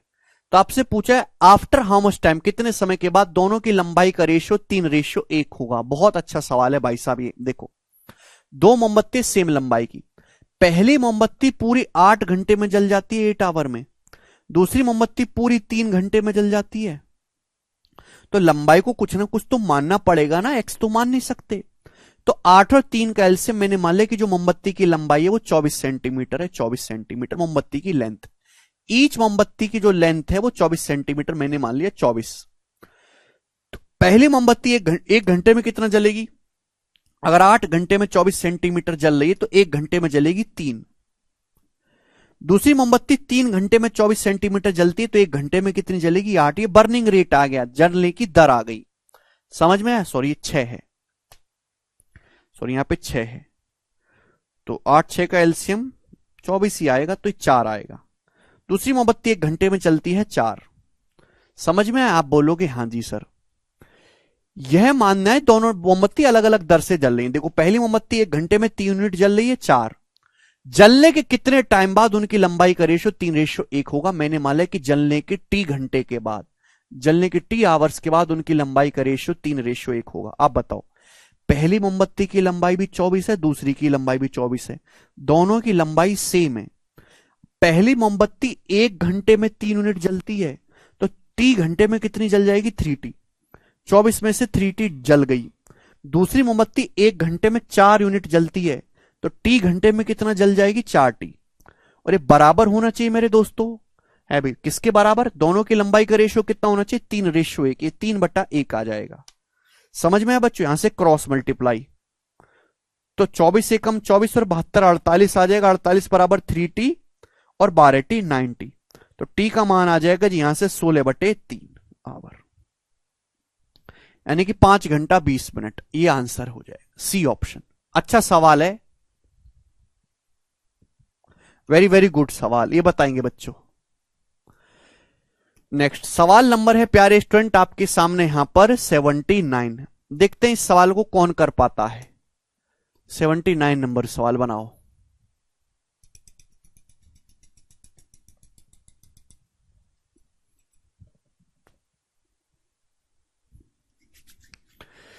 यस, अब ये जो सवाल है ये है रिवर्स से सॉल्व होने वाला सवाल। ठीक है मेरे दोस्तों, रिवर्स मेथड से करना है। रिवर्स, एक जेंटलमैन ने डिसाइड किया कि मैं पार्टी दूंगा बच्चों को। He gives half of his total stock, he gives half of his total stock of toffee and 1 extra to the first child. वो पहले बच्चे को अपने स्टॉक का आधा देता है और 1 टॉफी एक्स्ट्रा देता है। फिर and half of the remaining stock along with 1 extra to second child. दूसरे बच्चों को अपने बचे स्टॉक का आधा देता है, फिर 1 टॉफी और देता है, और इस तरीके से वो कंटिन्यू करता है। His total stock exhaust after he take care of 5 children. 5 बच्चों के बाद उसका जो स्टॉक है खत्म हो जाता है। तो आपसे पूछा है इनिशियली उसके पास स्टॉक में कितनी टॉफियां थी। तो इस सवाल को करने के 2 तरीके हैं। पहला तरीका है ऑप्शन से, कि आप इस सवाल को ऑप्शन से उठाओ, जो ऑप्शन सेटिस्फाई कर दे वो आंसर होगा। वो क्या कर रहा है? वो हर बच्चे को अपना आधा स्टॉक दे रहा है, आधा। वो हर बच्चे को मेरे दोस्तों अपने स्टॉक का आधा दे रहा है, फिर जो बचा उसमें से 1 टॉफी और दे रहा है। ये चल रहा है, जो टॉफियां आधा दे देगा 1 टॉफी एक्स्ट्रा देगा। तो भाई ये उत्तर तो हो नहीं सकता। अगर जैसे आंसर मानते 60, 60 का आधा दे देगा 30, फिर 30 में से एक दे देगा 29, फिर 29 का आधा देगा दूसरे बच्चे को, दशमलव में चला जाएगा। 64, 64 का आधा देगा 32, फिर एक और दे देगा 31, फिर दूसरे बच्चे को 31 का आधा देगा, दशमलव में टॉफी नहीं हो सकती, यह आंसर बचेगा। 59 का तो आधा कर ही नहीं सकते, डेसिमल में जाएगा, इसलिए ये नहीं हो सकता। तो ऑप्शन से क्लियर है। अगर सॉल्व करना है तो हम रिवर्स करेंगे। वो कर क्या रहा है भाई, टॉफी है, पहले बच्चे के पास गया, अपनी टॉफी का आधा हिस्सा दे दिया, आधा स्टॉक दे दिया, एक टॉफी एक्स्ट्रा दी। फिर दूसरे बच्चे के पास गया, रिमेनिंग स्टॉक का आधा दिया, एक टॉफी एक्स्ट्रा दी। तीसरे के पास गया, सेम प्रोसीजर किया। तो ये कर रहा है सीधी कहानी। हम लेंगे उल्टी कहानी। अगर मैं उल्टा प्रोसीजर देखूं तो क्या कर रहा है, अगर मुझे ऊपर आना है तो एक टॉफी वापस ले लेगा, यहां आधा किया है मेरे दोस्तों तो यहां दुगना करना पड़ेगा। यही तो है उल्टा प्रोसीजर। भाई ये सीधी कहानी, ऐसे अगर मैं उल्टा हूं तो ये कहानी होनी चाहिए। 5 बच्चों की पार्टी करने के बाद उसका स्टॉक खत्म हो गया, 5 बच्चों के बाद उसका स्टॉक हो गया 0। तो 5वें बच्चे से पहले उसका स्टॉक क्या रहा होगा, 0 में 1 जोड़ेंगे 1, 1 का दुगना करेंगे 2। फिर यानी कि 5वें बच्चे से पहले उसका स्टॉक ये रहा होगा। फिर चौथे बच्चे पर क्या रहा होगा, 2 में 1 जोड़ेंगे 1, 2 में 1 जोड़ेंगे 3, 3 का दुगना करेंगे 6। फिर 6 में 1 जोड़ेंगे 7, 7 का दुगना करेंगे 14। फिर 14 में 1 जोड़ेंगे 15, 15 का दुगना करेंगे 30। पहले बच्चे से पहले स्टार्टिंग उसके पास कितना स्टॉक रहा होगा, 30 में 1 जोड़ेंगे 31, 31 का दुगना करेंगे 62। 62 इसका आंसर है। रिवर्स से सॉल्व करना है।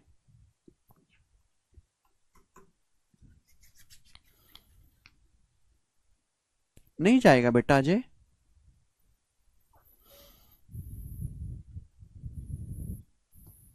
आगे चलते हैं। ऐसे ही 80 नंबर सवाल है, खुद से ट्राई करेगा आप। ये बताओ जरा, सवाल नंबर है आपके सामने स्टूडेंट यहां पर 81, इसको कौन करेगा, जल्दी से बनाओ आप, कौन करेगा।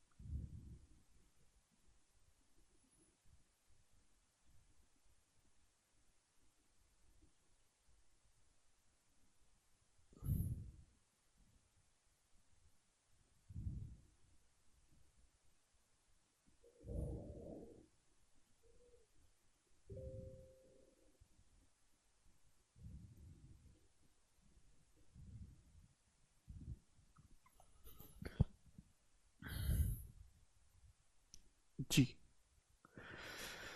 अगर आप इस सवाल को देखेंगे तो ये सवाल बहुत ही ज्यादा अपने आप में यूनिक है। ऐसा सवाल एसएससी में भी आया है 2014 में, बहुत थोड़े लेवल पे इजी था वो। ये इंटेलिजेंस ब्यूरो का सवाल है, खतरनाक। बोला पी, क्यू और आर के पास कुल मिलाकर 180 कैंडी हैं। पी, क्यू और आर को उतनी ही कैंडी देता है जितनी उनके पास पहले से हैं। इसके बाद आर क्यू को उसकी आधी संख्या में कैंडी देता है जितनी क्यू के पास पहले से हैं, और आर पी को भी उससे दूनी संख्या में कैंडी देता है जितनी पी के पास पहले से हैं। अब उनमें से हर एक के पास कैंडी की संख्या समान है, तो पूछा पी और आर के पास शुरुआत में कितनी कैंडी थी, उसका रेशियो बताओ। तो भैया अगर आप इस सवाल को एक्स पी क्यू आर मान के एक्स वाई जेड मान के करने लगे तो पागल हो जाओगे। ये सवाल भी उल्टा सॉल्व होगा। पी क्यू आर के पास कुल मिलाकर 180 कैंडी है, कुछ कुछ कुछ कुछ कुछ किया इन लोगों ने, फाइनली उनके पास हर एक के पास कैंडी की जो संख्या है समान हो जाती है। अब उनमें से प्रत्येक के पास समान कैंडी में संख्या है। 180 में से तीनों के पास बराबर बराबर है, पी के पास भी 60 है, क्यू के पास भी 60 है और आर के पास भी 60 कैंडी है। क्लियर है? अब हम इससे एक स्टेप ऊपर जाते हैं। एक स्टेप क्या है? एक स्टेप ऊपर जाते हैं तो यह बोला गया है कि आर पी को उससे डबल कैंडी देता है जितनी पी के पास पहले से हैं। ठीक है जी। R also gives P twice as many candies as P already has. R P को उसकी डबल कैंडी देता है जितनी पी के पास ऑलरेडी है, क्योंकि पी के पास जितनी ऑलरेडी हैं उसकी डबल दी, तब जाके पी के पास 60 हुई है कैंडी 60, यानी कि 3 की वैल्यू 60 है। तो पी के पास पहले से कितनी रही होंगी? 20। पी के पास पहले से 20 कैंडी रही होंगी, 20 का डबल 40 होता है, 40 दी तब जाके पी के पास 60 हुई है। तो पी के पास रही होंगी 20, 40 कम, तो आर के पास रही होंगी फिर 100। भाई दोनों के पास टोटल तो 120 होना चाहिए ना, 60 60 120, 20 100 120, क्यों के पास 60, ये आ गया, ये रहा होगा। आप बोलोगे हाँ सर। अब इससे एक लाइन ऊपर जाते हैं। बोला है आर क्यू को उसकी आधी संख्या में कैंडी देता है जितनी क्यू के पास पहले से है। आर क्यू को उसकी हाफ कैंडी देता है जितनी क्यू के पास पहले से है। हाँ